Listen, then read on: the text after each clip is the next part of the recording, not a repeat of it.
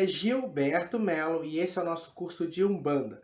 Hoje eu estou aqui para responder uma questão que eu sei que muitos de vocês estão com isso na cabeça já, desde que começamos aí a falar sobre orixás. Orixá pai e mãe de cabeça, tá?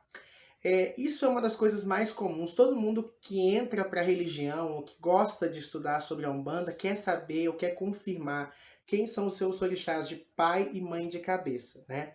E nessa aula eu vou trazer as questões que envolvem essa temática, porque é muito mais amplo do que pode parecer. Por isso que eu fiz questão de deixar isso em uma aula específica, tá? Primeiramente, essa informação, ela não é uma informação que deve ser dada de maneira ou buscada de maneira arbitrária. Não é assim, chegar, olhar para você e falar, olha, você é filho de Ogum com Inhansã, você é filho de Oxum com Xangô. Isso não deve ser dado dessa forma. A gente que é pai de santo, nós que trabalhamos com a espiritualidade há mais tempo, a gente tem um olhar mais apurado, né? Para as energias que acompanham um determinado filho ou uma pessoa que está vindo nos procurar. A gente sabe, por exemplo, o arquétipo do rosto, da personalidade, de atitudes que geralmente são associados a esse ou aquele orixá. Então, de modo geral, quando um filho entra aqui na nossa casa, eu bato o olho ou em algum tempo de convivência e mais ou menos eu já sei o orixá. Mas ainda assim eu não posso ter certeza e dar essa informação. Então, Gilberto, como é que a gente descobre quem são os nossos orixás? Existem duas formas que são as formas mais adequadas de você saber quem é seu orixá de cabeça. A primeira delas, através do jogo de búzios, isso para quem vai se iniciar no candomblé ou quem vai se iniciar numa umbanda que a gente chama de umbanda cruzada, que é aquela umbanda que trabalha com vibração do candomblé, onde o pai de santo também é iniciado no candomblé, ou o pai de santo recebeu do seu ancestral a mão de Ifá, né, que é o jogo de búzios, o jogo de Meridilogum. Não é o caso, por exemplo, da minha casa, que a gente utiliza a segunda forma, que é a mais comum dentro dos terreiros de Umbanda, que é dentro do desenvolvimento mediúnico, através de rituais específicos que podem variar de casa para casa. Por exemplo, existem casas que o guia-chefe da casa, ou seja, o espírito que coordena o trabalho da casa, se manifesta depois que aquela pessoa já está ali há algum tempo e fala, olha filho, você é filho de tal orixá. Ou o próprio guia incorporado no corpo daquele filho dá essa informação. Isso pode variar de casa para casa, tá? Ou algum rito feito dentro do terreiro, num dia específico, com uma preparação energética, traz essa revelação, que é a forma como nós utilizamos aqui no nosso terreiro. Tá? Então, essas duas formas, dentro do desenvolvimento, depois de algum tempo, geralmente alguns meses, né? Geralmente essa informação é dada no primeiro ano, né? Em algum momento desse primeiro ano de desenvolvimento. Ou então através do jogo de búzios, caso a casa tenha alguma relação com o culto de Ifá, com o candomblé. Tá? Então é importante vocês entenderem. Tabelas, intuição, pode dar certo como pode dar errado. Então é informação interessante. Gilberto, eu fui no jogo de búzios, já perguntei para 3 pais de santo diferentes, eles me deram orixás diferentes. Então tem duas coisas erradas aí. Primeiro, oráculo, a gente nunca pergunta várias vezes, por mais que sejam oraculistas diferentes ou momentos diferentes, a mesma pergunta. Denota falta de confiança, falta de fé. Isso pode ser búzios, tarô, runas. Inclusive nós temos cursos aqui, tá, na nossa escola, tanto de tarô, baralho cigano, quanto runas. Se você tiver interesse em fazer, a gente pode estar passando esse tipo de informação, que às vezes não é dado. A gente não faz a mesma pergunta várias vezes para o oráculo, é desrespeitoso. E o que acontece, tá? Você tem que confiar naquilo que foi te falado, principalmente se faz sentido para você, tá? Mas às vezes o jogo de búzios, por isso que eu trabalho da segunda maneira que eu falei para vocês, ele vai analisar as energias que estão próximas de você num dado momento, não necessariamente o seu orixá daquela vida, daquele processo encarnatório. Vamos imaginar que você sofreu uma demanda na justiça, você está com algum processo movimentando na justiça. Você está, obviamente, com a irradiação de Xangô próxima de você. Você está apaixonado, você está com a irradiação de Oxum próxima de você. Você é um homem religioso, você está em a irradiação de Oxalá forte em você. E muitas vezes essas energias próximas, momentâneas, podem ser confundidas na leitura com o seu orixá de cabeça, tá? É isso que acontece, que dá essas respostas. Gilberto, então como é que eu vou saber se é ou se não é? Aí entra a questão que eu já falei para vocês. O tempo, né? O desenvolvimento é que vai te dar essa certeza e principalmente a sua fé. O que são orixás de frente e adjuntor ou orixás de cabeça da pessoa? A alma, a cada vida, ela nasce filhos de orixás diversos, tá? É importante que vocês tenham essa percepção. A cada encarnação sua, a cada desenvolvimento seu, você tem processos diferentes. Você nasce filho de Ogum nessa, filho de Xangô na próxima, filho de Oxalá na última. Isso vai acontecer porque como a gente vai mudando ao longo da vida, vai adquirindo karmas ou gerando dharmas na nossa vida, as energias que vêm para nós, ou seja, que a gente atrai, que é a gente que atrai. Vamos imaginar, por exemplo, se na vida passada você foi um guerreiro, então você está magnetizado na força de Ogum. Quando você nasce, você já nasce com essa energia muito forte. Então, o orixá de frente, o orixá de juntó, são as energias que são atraídas para o nosso campo e que ao longo da nossa vida, que ao longo do nosso processo, vamos falar assim, a gente acaba atraindo, que vai nos favorecer no nosso processo encarnatório, tá? É importante isso, é importante você ter essa dimensão. Ao longo do processo encarnatório, a gente vai recebendo esse auxílio, esse tônico espiritual, vamos dizer assim, sobre a nossa vida, sobre o nosso trabalho, entendeu? Para que a gente possa se beneficiar. Consegue entender isso? É como se o universo nos cercasse de energias que vão nos ajudar a fazer e a cumprir a nossa missão no mundo. O orixá de frente, ele está muito associado às nossas atitudes, ao nosso psiquismo. O adjuntó ao nosso emocional, às nossas emoções. Então, geralmente eles são contrapontos. Enquanto você tem um orixá de frente ativo, você costuma ter um adjuntó passivo. Enquanto você tem um adjuntó, um orixá de frente passivo, você tem um adjuntó ativo. O que é isso, Gilberto? Vamos imaginar, Ogum e Oxum, Nanã e Xangô. Orixás que vão se complementar para que você não seja impulsivo demais. Então, geralmente, você vai ter casamentos de orixás onde um vai suprir. Se um é impulsivo, o outro vai ser paciente, para gerar esse equilíbrio na sua coroa mediúnica, tá? Isso é importante. Orixá de frente ou orixá de testa, orixá de juntó aqui atrás, tá? A coroa, porque esse chakra é onde as nossas conexões com o alto se manifestam. É onde as nossas conexões com a espiritualidade maior se manifesta, tá? Então é importante vocês terem essa perspectiva. Existe também um terceiro orixá que é pouco falado, que é o nosso ancestre, ou nosso ancestral. O orixá ancestre ou orixá ancestral, ele geralmente não é visto no jogo de búzios. Geralmente a pessoa não sabe quem é o orixá ancestral dela, porque isso exige um autoconhecimento. Geralmente só babalaôs e sacerdotes têm essa informação sobre si mesmos. O que é o orixá ancestral? Quando você foi exteriorizado pelo Criador, né, e naquele momento onde Deus criou todas as coisas, ele se dividiu em milhões de luzes, a primeira energia que te fatorou, né, ou seja, a primeira força que abraçou a sua alma no momento que ela ainda era imaculada e acabou maculando ela daquela energia, tornou o seu ancestral. Então é a natureza mais profunda do seu ser. É por isso que é uma coisa que só mesmo o autoconhecimento, a meditação e anos de espiritualidade traz essa informação. E essa energia vibra no alto da nossa coroa, tá? Geralmente esses são os termos que nós utilizamos. Gilberto, briga pela coroa, é muito comum esse termo. Ó, tem dois orixás brigando pela sua coroa. Aí eu vou explicar o que acontece. Por mais que nós tenhamos o nosso pai e mãe de cabeça, né, o orixá de frente, adjuntó, nós temos uma característica importante, que nós somos filhos de todos os orixás. E aí lembra que eu te falei que ao longo da vida, por situações diversas que a gente está vivendo, essas energias podem variar?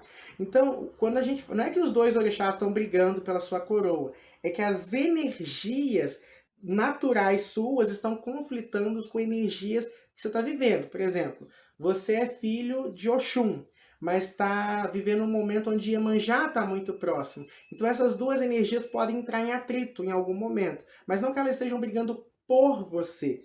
É porque o seu padrão vibratório natural está contrastando, por exemplo, com o padrão vibratório do momento. Isso acontece porque a gente vive numa sociedade que não necessariamente respeita a nossa individualidade. Talvez você tenha uma essência de Logunedé, mas a vida, por várias situações, está cobrando uma postura de Ogum. Então a energia de Ogum se atrita com a energia de Logunedé, entendeu? E aí o pai de santo, quando enxerga isso, vai gerar, geralmente faz um trabalho, ou te ajuda a harmonizar a sua energia para entrar no seu padrão vibratório natural. Beleza? É importante que vocês tenham essa compreensão. Isso é o orixá de frente e o orixá adjuntor. Gilberto, tem que ser um bandista para ter orixá de cabeça? Não, todo ser humano vai ter essa dinâmica, porque os orixás eles não pertencem à religião de Umbanda. Eles recebem nomes na religião de Umbanda, mas são fatorações de Deus, tá? Por exemplo, é muito comum pessoas que trabalham com a magia natural, como a Wicca ou outras vertentes de espiritualidade, eu sou filho de Marte e de Vênus. E aí, quando vai na Umbanda, descobre que eles são filhos de Ogum e Oxum. Isso acontece porque as energias elas recebem nomes em sistemas distintos, tá? E aí, quando nas outras linhas de espiritualidade, você pode receber outro nome, mas é a mesma força, tá? E é uma informação que só é dada quando você se desenvolve. Não é para saber aleatoriamente, não é como signo, que às vezes não tem valor, importância nenhuma. Médium precisa conhecer seu orixá de cabeça. Se você não tem interesse em trabalhar, se você não tem essa devoção para a religiosidade, não quer se lapidar e também não entende o porquê, não nos faz necessário saber quem são seus orixás de cabeça, tá? Então, eu acho que eu consegui responder a maior parte dessas questões. Caso tenha alguma dúvida, pode mandar também para a gente, que eu vou ter enorme prazer em estar respondendo vocês, tá bom? Muita luz, muita paz, muito equilíbrio e eu vejo vocês na próxima aula. Tchau, tchau!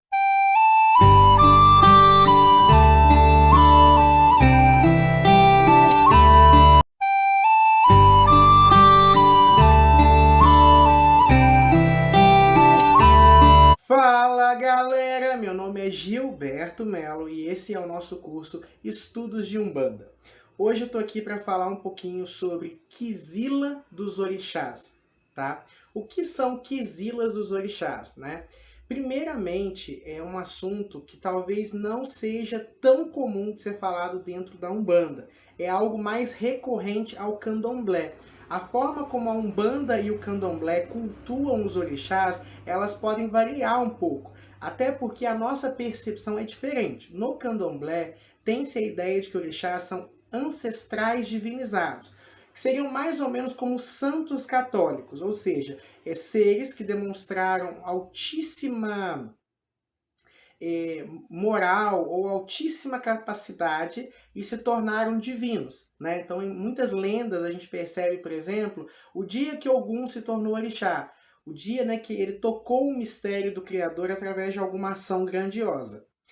Na Umbanda, nós interpretamos os orixás como forças da natureza, como frequências, como vibrações, tá?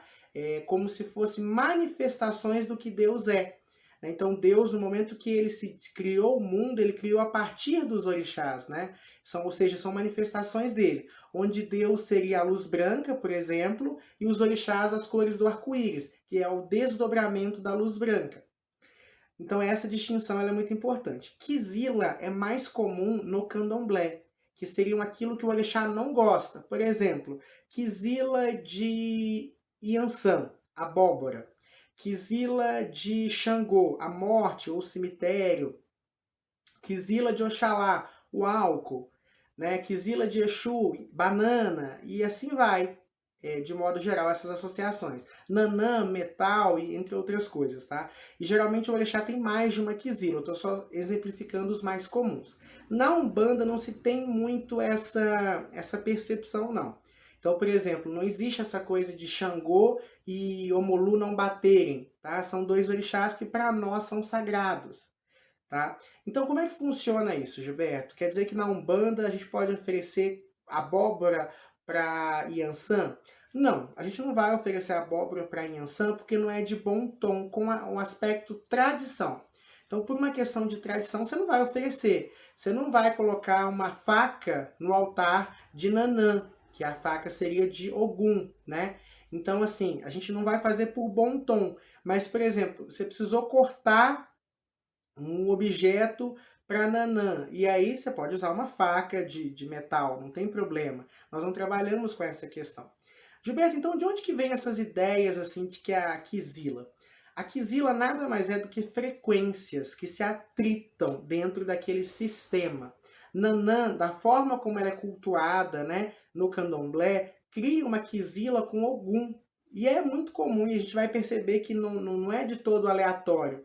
Por exemplo, Nanã rege tudo aquilo que é velho. Ogum rege a juventude. Juventude e velhice, independente de qual geração a gente está falando, sempre há um atrito. Até nós que somos mais jovens, né, muitas vezes já temos uma certa diferença com as novas gerações, com aqueles que são mais novos que nós. Então é comum esse atrito de geração. Então a Kizila só vem para mostrar o que? Existe uma distinção energética. E energias, elas podem se atrair ou se repelir. Então tem coisas que se atraem. Por exemplo, a energia de Oxum e Iemanjá, né, que é a energia da água, é muito próxima. Agora a energia, por exemplo, de Oxum com a energia de Xangô é distinta, porque a natureza dos elementos é distinta. A natureza desses orixás é diferente, tá? É importante vocês terem essa percepção também da energia que o orixá tem. Então, apesar de não ser comum, não ser dogma da Umbanda o uso do termo Kizila, né, ou essa preocupação tão excessiva, é de bom tom que essas Kizilas, principalmente as mais comuns, sejam respeitadas, tá, por vocês. Por exemplo, mel e oxóssis, né? Essa é tão popular por causa dos adoçamentos que muitas pessoas fazem. Por exemplo, você não pode fazer um adoçamento para um filho de oxóssis com mel, né? Porque é quizila. Mas Gilberto, mas ele não nem acredita nisso, ele nem é da Umbanda. Mesmo assim, não é de bom tom. Agora, se ele for desenvolvido, é pior ainda. Se ele for desenvolvido no candomblé, com certeza. Por que, Gilberto, há essa diferença do não desenvolvido, o desenvolvido na Umbanda e o desenvolvido no candomblé? Porque o sistema religioso que alguém está inserido interfere no padrão vibratório dele. Então, por exemplo, na Umbanda não se tem tanta preocupação de mel e oxóssis. No candomblé, sim. Então, como ele está imerso muitas vezes na cultura do candomblé, aquilo interfere no campo vibratório dele. E aí, a gente, para evitar isso, filho de oxóssis não se oferece com mel, tá? Isso é só uma informação, assim, básica, mas eu acho importante para a gente finalizar esse estudo que a gente está fazendo dos orixás, tá bom? Então, o Kizila é isso, são coisas que têm energias diferentes. Mas aí eu vou abrir um outro parêntese aqui.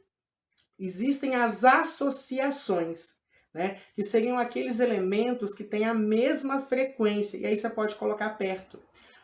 Por exemplo, o quartzo rosa para Oxum, as flores para Oxum, né? Então, por exemplo, o quartzo transparente para Oxalá, cores brancas para Oxalá. Sabe aquelas coisas que a gente fala? Olha, isso é de Oxum. Essa erva é de Oxum, esse perfume é de Oxum, essa bebida é de Oxóssis. Sabe essas associações que a gente faz? Essas associações elas acontecem porque o padrão vibratório do orixá é parecido com o padrão vibratório daquele elemento. E é por isso que a gente coloca. Por exemplo, Oxum. Oxum vibra no amor, no bem-estar, na autorrealização, no prazer. O quartzo rosa possui uma vibração que também atua nesses campos. Então, automaticamente, né, a gente pode colocar próximo, porque vai associar com o orixá.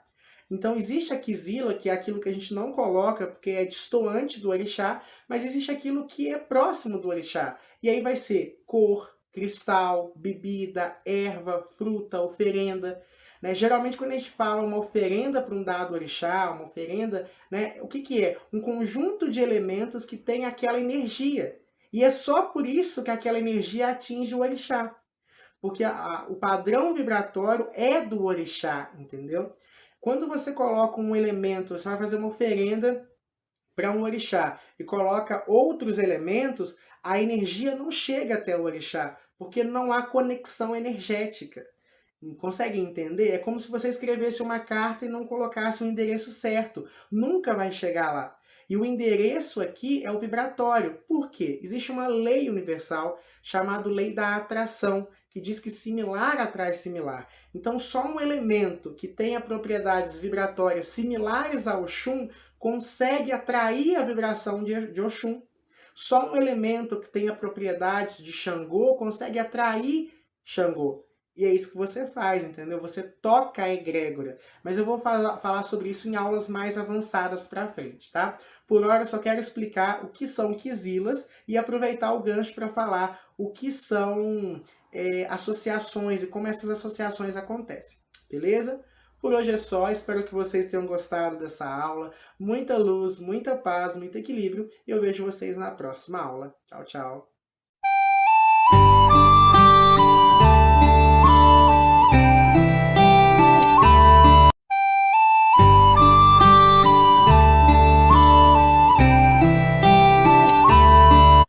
Fala galera, meu nome é Gilberto Melo e esse é o nosso curso Estudos de Umbanda.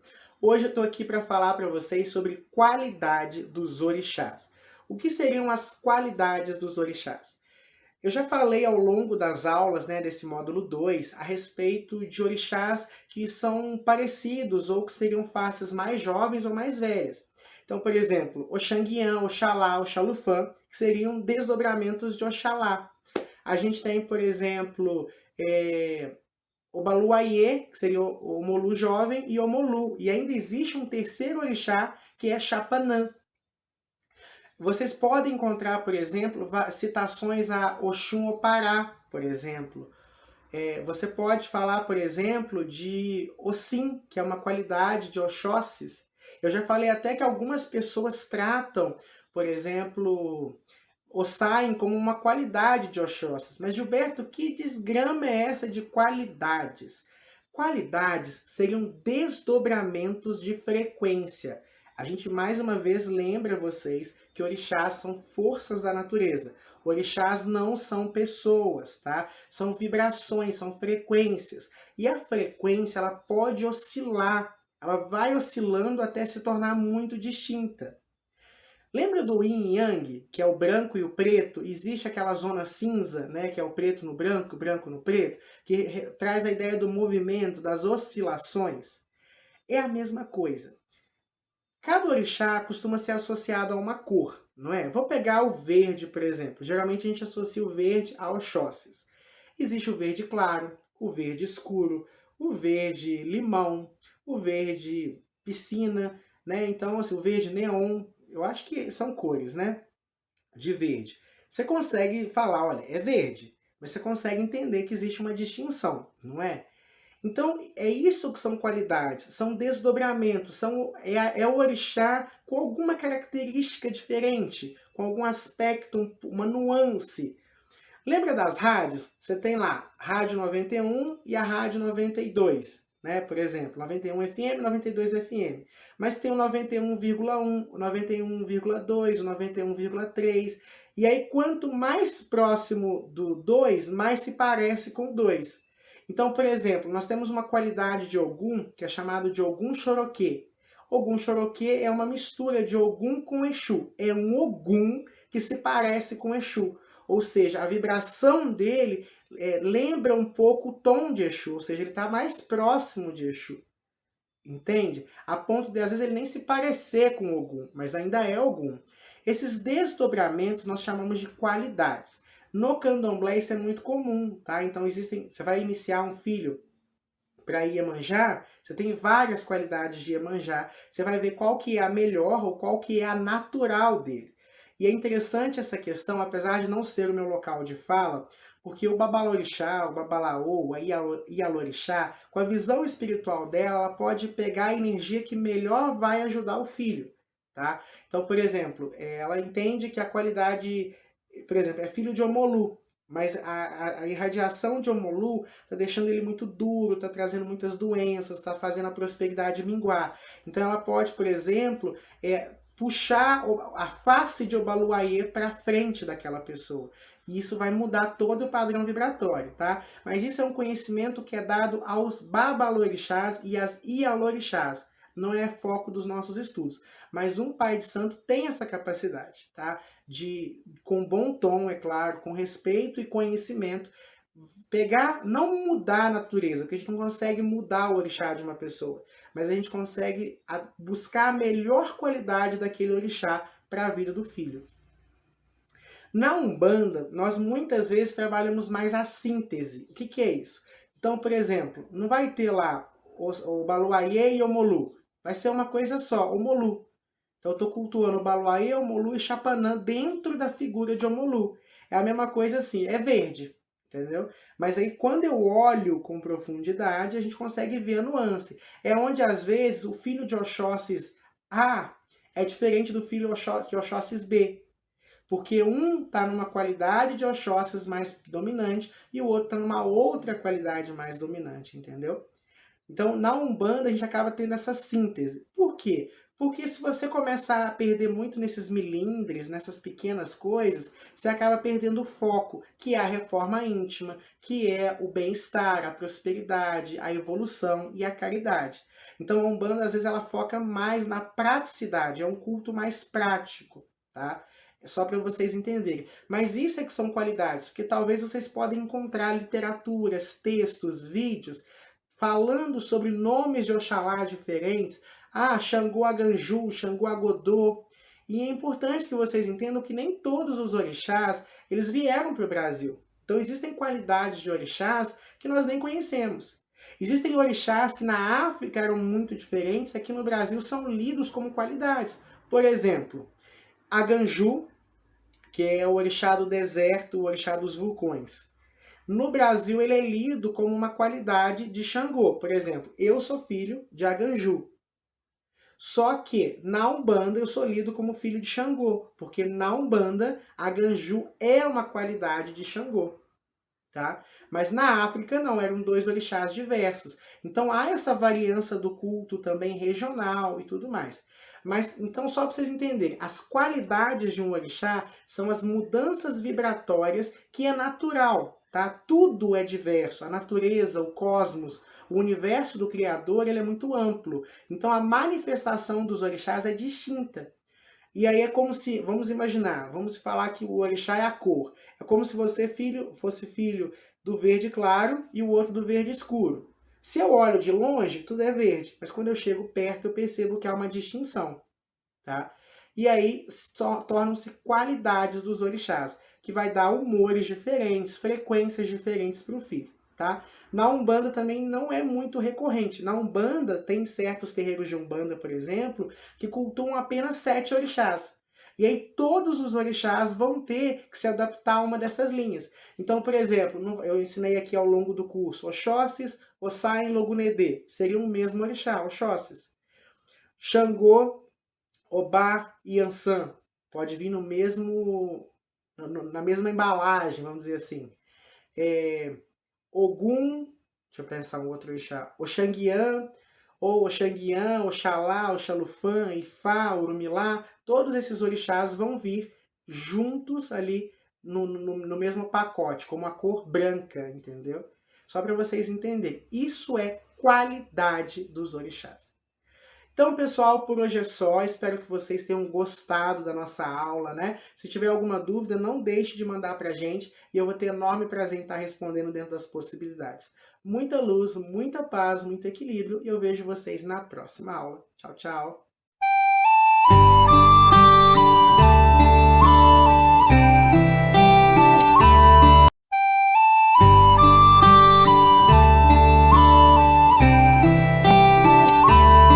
Fala galera, meu nome é Gilberto Melo e hoje eu estou aqui para encerrar o módulo 2 do nosso curso, que é o módulo a respeito dos orixás. Pessoal, eu espero que vocês tenham gostado. Foi uma parte feita com muito carinho, com muito amor para vocês, tá? Eu tentei, assim, estudar o máximo de novo, tentei trazer todas as informações que eu pude. É claro que o que eu falei para vocês não limita os orixás. Continuem estudando, façam outras leituras, assistam vídeos. Caso haja a possibilidade, né, se vocês frequentam algum terreiro, consulte o seu babalorixá, converse com ele, né? Gente, estudo é para a vida toda, tá? Vocês vão aprender, aprender, aprender, aprender e não vão saber tudo a respeito do orixá. O curso ele está aqui para te trazer base e não te limitar. Então, se alguém algum dia ou se você tiver uma revelação, um guia espiritual, o seu babalorixá, alguém te mostrar uma visão diferente, entenda que aquilo também é real, tá? Eu nunca vou conseguir, por mais que eu fale horas e horas e horas e horas e horas e horas, chegar a 1% do que o orixá é. Orixá são potências de Deus, são forças da natureza, tá? E eu espero que vocês tenham compreendido isso. Eu quero frisar que existem orixás que não foram falados aqui, tá? No Brasil, existem vários orixás que foram trazidos para cá. Na África, existem orixás que sequer foram trazidos para o Brasil. Então, assim, vocês podem conhecer outros orixás, ouvir falar de outros orixás, que a gente não falou aqui no curso, tá? Porque são dezenas de outros orixás, dezenas de qualidades dos mesmos orixás, como a gente já conversou. Então, para que a gente possa, assim, ter clareza e não perder o foco dos estudos, eu quis concentrar naqueles que são mais cultuados, naqueles que são mais comuns, né, naqueles que fazem parte da doutrina do dia a dia da Umbanda. Mas nada impede vocês de estudarem outros orixás e pode acontecer sim, por isso que eu estou falando, de vocês esbarrarem com outros nomes, outros orixás que a gente não falou, tá? Então é importante que vocês também estejam abertos. A Umbanda, gente, ela exige de nós essa abertura, porque a Umbanda é um leque infinito de coisas, né? Principalmente porque, como a gente já falou lá no primeiro módulo, ela está se desenvolvendo. O Pai Zélio sempre falou que qualquer espírito que se propusesse para a caridade seria bem-vindo. E cada novo espírito que entra, encarnado ou desencarnado para a Umbanda, modifica ela e abre ela um pouco mais, né? Então existem coisas que estão lá no plano espiritual que sequer foram revelados para nós aqui no plano físico. Mas é importante que vocês tenham essa dinâmica, é importante que vocês entendam que a Umbanda é muito ampla. E desde que seja com bom senso, com respeito à nossa ancestralidade e à nossa história, esteja aberto também ao novo, tá bom? Pessoal, o próximo módulo do nosso curso, o módulo 3, vai focar nas linhas de Umbanda, tá? Assim como o módulo 2 é um módulo muito extenso, então eu vou exigir, nossa, perdão, tá, gente? Eu exigi algo de vocês. Eu só tenho a agradecer a você que está fazendo o nosso curso. Mas eu vou pedir para vocês que vocês prestem bastante atenção, que vocês façam a leitura dos materiais que forem oferecidos, né, de maneira complementar, que vocês, assim, meditem sobre aquilo que foi falado, porque eu não sou o senhor da razão, tá? Eu vou passar o que eu aprendo para vocês, o que eu pratico na minha Umbanda, mas eu não sou o senhor da razão como ninguém o é, tá? Então, assim, não se limitem só ao que eu falar ou acreditem cegamente naquilo que eu falo. Isso é importantíssimo. Então, é importante, tá, que vocês tenham essa nuance, é importante que vocês tenham essa percepção. Linhas de Umbanda. Vamos falar agora dos guias espirituais. Quando a gente fala da teologia de Umbanda, nós temos Olorum, Deus, Zambi, né, não importa o nome que você dá, os orixás, e a terceira linha dessa esfera são os nossos guias espirituais. Aqueles espíritos que descem nos terreiros, aqueles espíritos que nos orientam, que fazem trabalhos, os nossos irmãos do astral, tá? E é esse grupo específico que nós vamos falar a partir de agora, tá bom? Espero que vocês estejam tão empolgados quanto eu. Bora lá para a terceira parte do nosso curso. Um beijo e tchau, tchau!